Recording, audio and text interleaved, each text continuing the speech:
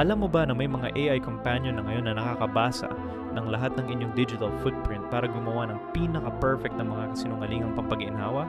Imagine mo ito. Ikaw ay nasa huling sandali ng buhay mo.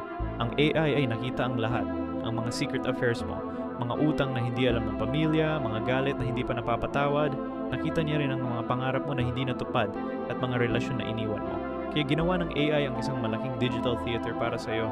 Kung takot kang mamatay mag-isa, gagawa siya ng mga fake messages mula sa mga anak mo hindi ka na nakakausap. Kung nahihiya ka sa career failures mo, magpapadala siya ng fake recognition mula sa dating colleagues mo.